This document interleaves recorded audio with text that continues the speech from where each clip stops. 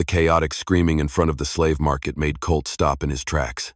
On a high wooden platform, in the middle of a drunken, savage crowd, 6 girls were hanging upside down.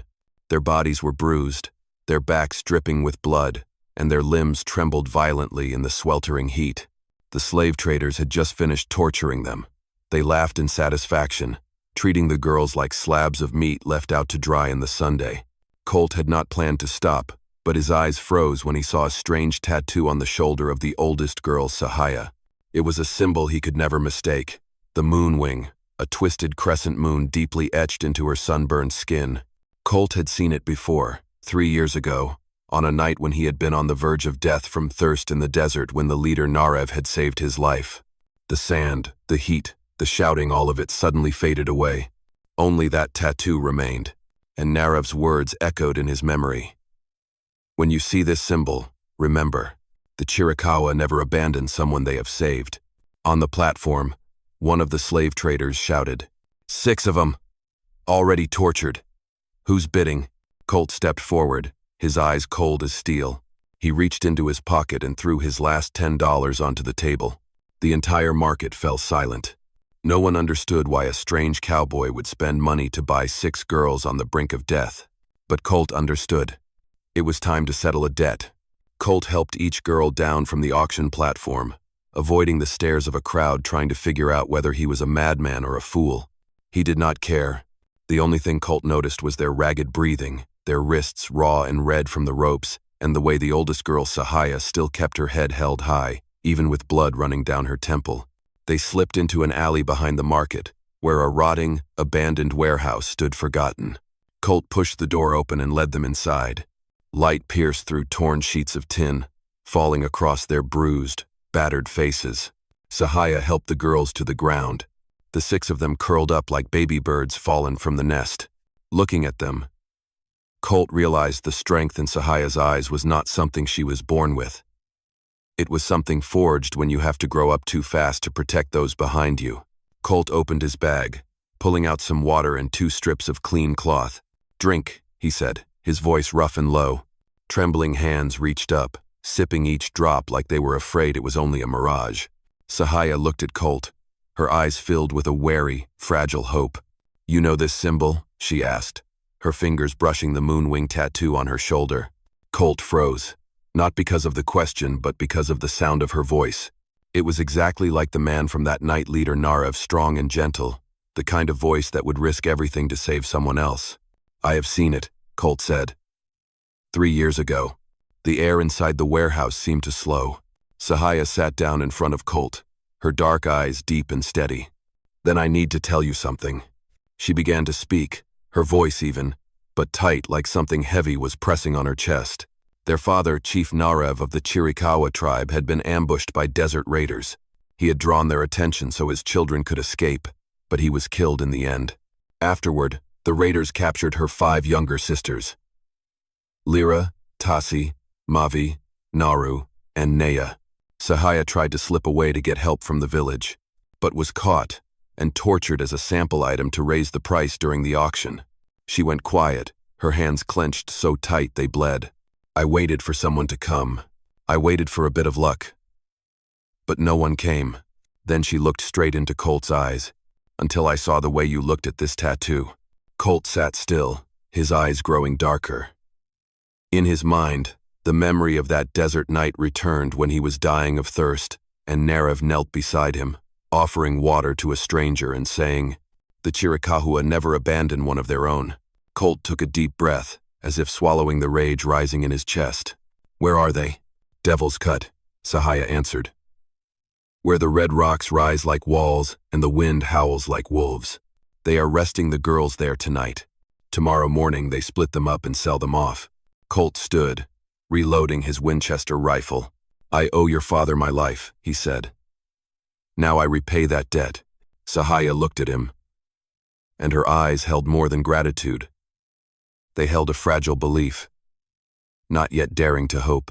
"Just the 2 of us?" she asked. "No." Colt tightened the horse's saddle strap. "It is me and the 6 Kashari girls. That is enough." Outside, the sun was setting.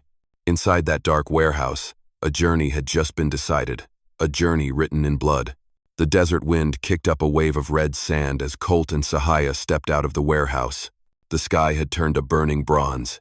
The last rays of sunlight hit the earth, as if trying to melt everything beneath them. Colt led his gray horse, while the 6 Apache girls walked behind, pushing forward despite the wounds on their legs. Colt did not say much. He bent down and picked up a shard of broken glass lying in the dirt. There was a streak of dark, dried mud on it. He held it up to the sun, squinting. The wagon went southeast. They left the market this morning. Sahaya followed his gaze. Devil's Cut is in that direction. Colt gave a slight nod. He tightened the saddle straps and handed Sahaya a handful of dried meat. Split this with your sisters. Save your strength. It is a long way. The group set off across the barren land, stepping over jagged rocks and endless shifting dust. Lyra and Tassi stayed close together. Mavi staggered every now and then from the pain. Little Naru and Nea clung to the hem of their sister's dress. They did not cry. They did not complain. They walked in silence like those who had already learned how to endure. Colt finally spoke. These raiders, are they strong? Sahaya replied, her eyes locked on the horizon. They have no honor. They follow the law of the desert prey on the weak. Colt let out a dry, bitter chuckle. Then tonight, we show them what it means when prey bites back. They continued forward. The closer they got to Devil's Cut, the colder the wind became, the kind of cold that came from places haunted by death. The landscape began to shift. Tall red rocks rose like cliffs, and dry moss clung to deep, splintering cracks.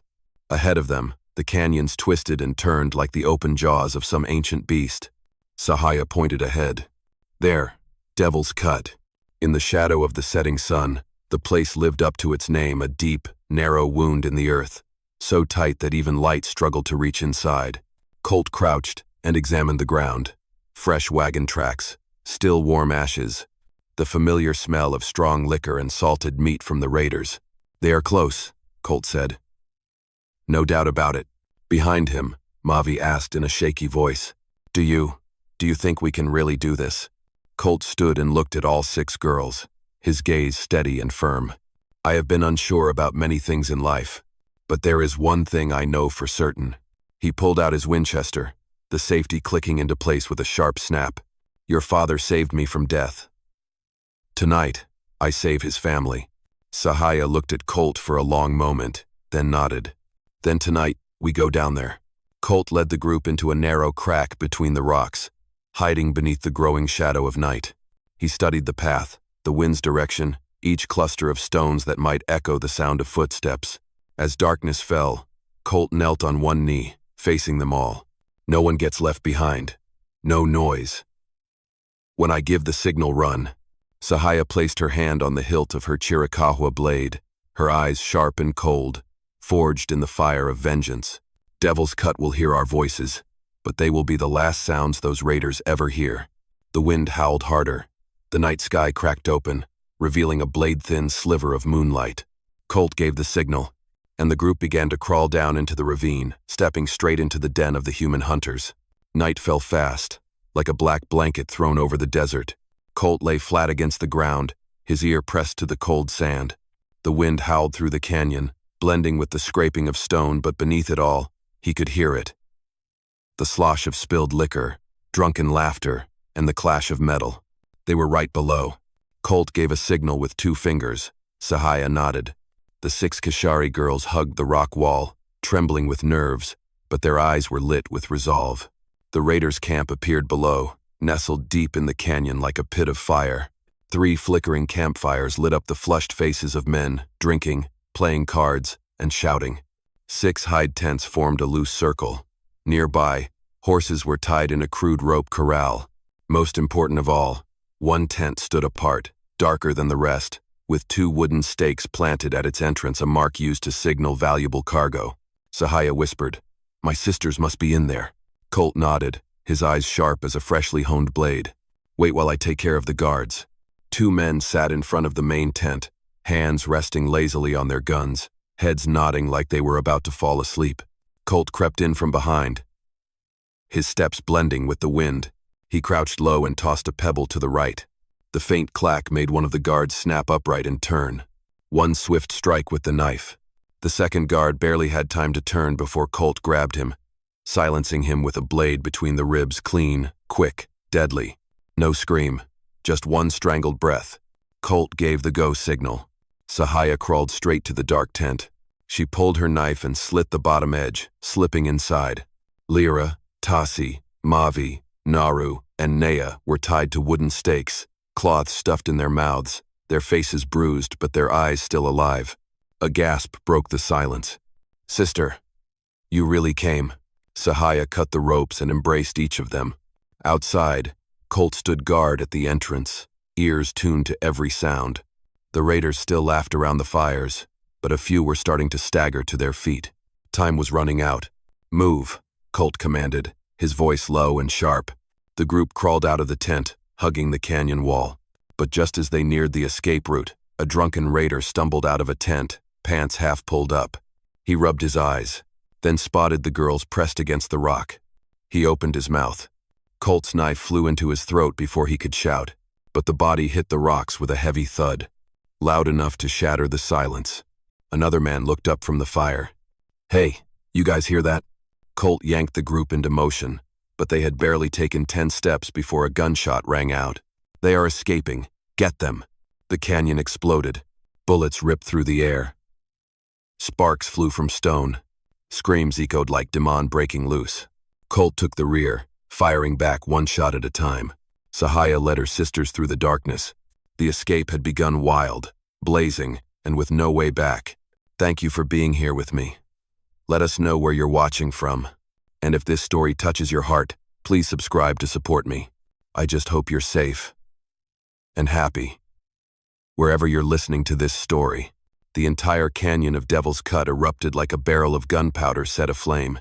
Gunfire thundered again and again, bullets tearing through the air and sparking off the red stone walls. Colt ran in the rear, twisting mid-stride to fire back, each shot coldly precise. But there were more of them than he had expected.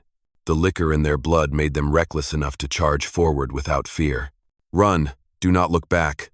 Colt shouted. Sahaya carried little Naru and Naya toward the rocky slope that led up to the canyon rim. Lyra, Tasi, and Mavi ran right behind her, gasping for breath, bare feet slamming against the earth. Behind them, the raiders were closing in, boots pounding, horses shrieking, the wind splitting under their speed. A bullet grazed Colt's shoulder. He rolled behind a boulder, took down the shooter with one clean shot, then kept running. Sahaya turned to yell, "Colt! They are mounting up!" Colt looked down into the canyon. The raiders were now on horseback. Their shots were no longer wild but focused, targeted. If they charged on horseback, the whole group would be crushed in less than a minute. Colt sprinted ahead, pushing everyone toward the left. "Do not run out into the open desert.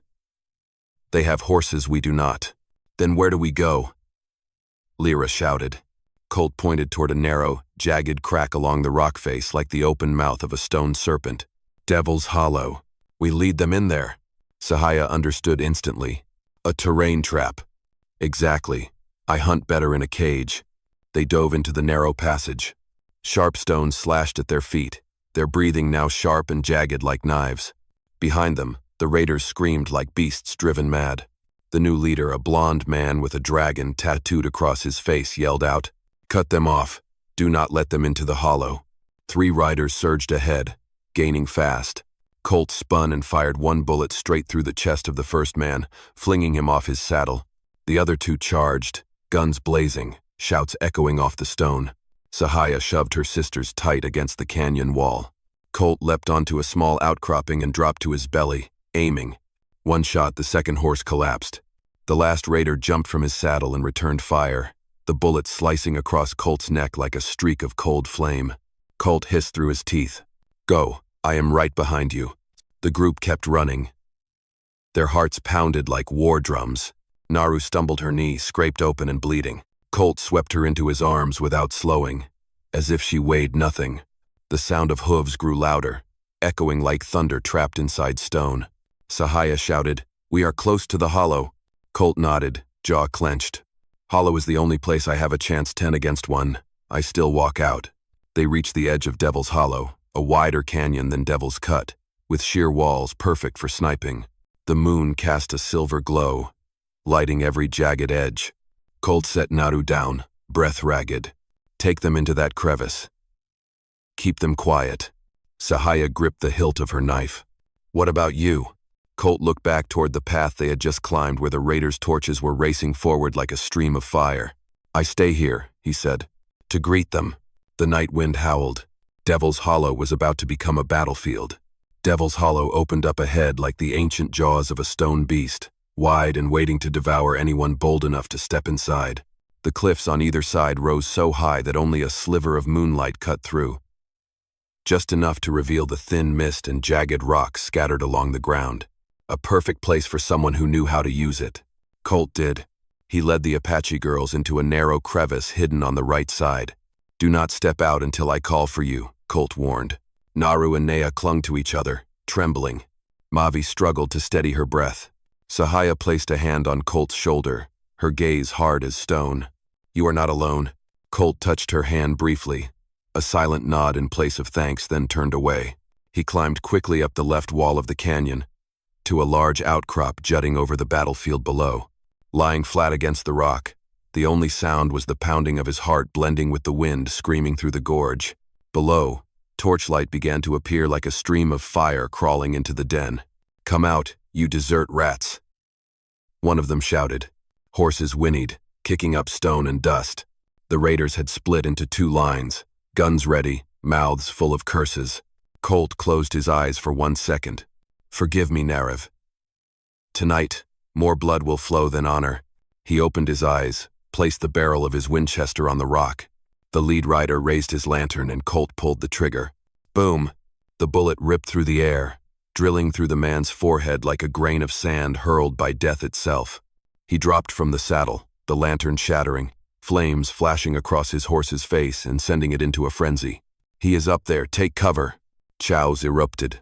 Colt fired a second shot, another man thrown backward, crashing onto his own.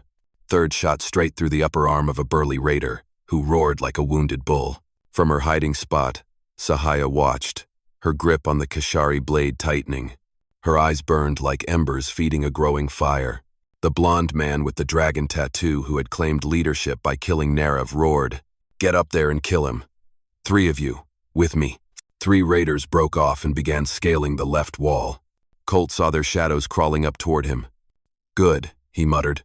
He left his sniping post, sliding into a lower crevice to switch position. Tonight, he was not just a sniper, he would draw them deeper into the hollow and destroy them all. One of the raiders reached Colt's previous spot. He is close. I think he... Colt rose behind him like a ghost. Thud! The butt of his rifle slammed into the man's neck. He collapsed instantly. The other 2 spun around, guns raised. Colt dove behind a rock as bullets tore through the air. He rolled, drew his knife, and threw. Thwack! The blade struck the second man square. He gagged, dropped, silent. The last raider let out a desperate scream, firing wildly. Colt lunged up, kicked the gun from his hands, and dropped him with an elbow strike like a hammer. For a moment, gunfire faded inside the hollow. But it was not over. The dragon-faced leader screamed like a beast. Drag them out of the hollow. Burn everything. Colt stood on the stone ledge, wiping blood from his hands, his eyes 2 dark shards of steel. No, tonight belongs to me. Sahaya stepped from the shadows, blade in hand, her face streaked with dust and fury. And to me, the wind howled harder. Devil's Hollow was about to witness the bloodiest reckoning of the desert night. Devil's Hollow had gone silent like a deep pit holding its breath, waiting for what was about to come. After the hail of gunfire, only the wind remained, whistling through jagged rocks, and the quiet shuffle of boots as the raiders fell into position. The torches they carried cast a red-orange glow across faces drawn tight with tension. The dragon-faced leader stood at the center, his body massive, his eyes gleaming with cruel contempt. He looked up at Colt and growled, voice rough as grinding stone. "Cowboy, you should have let them die back at the market. What are you doing here trying to be a hero?" Colt said nothing. He simply raised his Winchester, aimed downward, his expression unreadable, cold as steel.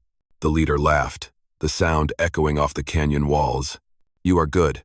I'll give you that. But I have enough men to wear you down. And once you are out of bullets—" A voice cut him off. Sahaya's voice. Calm, sharp, unshaken. "No. The one you face is me." Every raider turned. Sahaya stepped out from the rocks, standing tall, her eyes shining like blades beneath the moonlight. Behind her, her 5 sisters stood, weary but burning with fierce determination. They were no longer the broken girls once hung upside down at the auction block. They were the daughters of Nerev. The leader's eyes narrowed, momentarily unsettled. "Ah, the old man's girl has sneered. He screamed your names when he died. Pathetic." Sahaya did not move. But she lifted her chin just slightly, and in that simple motion, Colt felt the unshakable strength of a warrior born. "You killed my father." The leader let out a mocking laugh. "He was weak. He threw himself at us trying to save you. That ending was his choice." Colt clenched his teeth. He wanted to shoot him right there, but then Sahaya's eyes flicked toward him, just for a second. A look that said, "Let me." Colt lowered his gun. The desert wind blew harder, carrying the chill of the night. Sahaya stepped into the center of the hollow, into the clearing between both sides. The leader stepped forward too. 2 figures, standing under the silver moonlight, surrounded by towering stone walls like a natural coliseum where the spirits of the canyon bore witness. A silence followed, one that felt like it could last forever. The leader charged first, fast and brutal like a wild animal cornered. He lunged, swinging wide, trying to knock Sahaya down the same way he had crushed countless others. But Sahaya did not step back. She slipped just past him, her body turning lightly like wind through leaves. His strike hit nothing but air. He spun, snarling, and swung again, harder, wilder. Sahaya blocked it. Clean, exact. He stumbled. For the first time, something flickered in his eyes, fear. "You do not stand for strength," Sahaya said, her breath steady. "You stand for cruelty." The leader screamed, charging one final time with all his might. Sahaya stood her ground, and with one swift, flawless motion she ended it. He collapsed to the stone floor.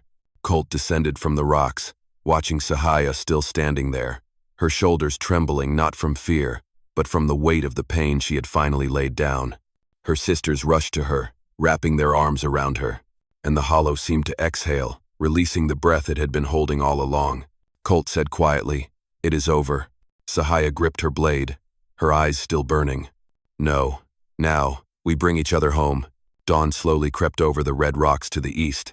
The first light of day spread across the desert like a thin golden ribbon, washing away the last shadows clinging to Devil's Hollow. No more screaming, no more gunshots, only the sound of cold wind and the weary but relieved breathing of 11 Apache girls. Colt cleaned up every trace, tossing the last torch into the ravine and letting the wind carry it away. When he turned back, Sahaya was helping little Naru to her feet. Her hands were scraped, her clothes torn, but her eyes, they had changed. Stronger. Steadier. The darkness of the red dune auction block was gone. "Let's move," Colt said simply. The group left Devil's Hollow, stepping onto open ground into more light and more hope. Colt's gray horse snorted but lowered its head patiently so the smallest Apache girl, Naya, could climb onto its back. The long journey back was quiet. None of them said much. 11 girls walked through the desert like shadows who had just been given their souls back. Sahaya looked back at Colt from time to time. Her eyes filled with something unspoken. Gratitude, respect, and something deeper. But she said nothing, and Colt did not ask. By midday, as the desert turned blinding white, the jagged mountains in the distance gave way to a soft green valley. Smoke curled from the chimneys of small huts. The Apache flag fluttered in the wind. The sentries at the valley's edge saw them first. A long silence. Then the calls choked in their throats at first. Elders, women, young warriors, they all poured out of the lodges, lining the narrow path that led into the valley. No one spoke. They simply stood there, eyes wide, hands trembling with emotion. Sahaya stepped forward down the slope. Her 5 sisters followed, still weak, but holding their posture straight as daughters of the Apache should. As they passed, each villager reached out and gently touched their shoulders, as if to confirm. Yes, they had truly survived. Colt stopped at the hilltop, not stepping into the village. He did not want to break that moment. He simply stood there, shoulders relaxed, one hand resting on the saddle. The sun cast his shadow long across the sand. Sahaya turned back. She stood still for a few seconds, as if wrestling with something inside, then walked up toward Colt.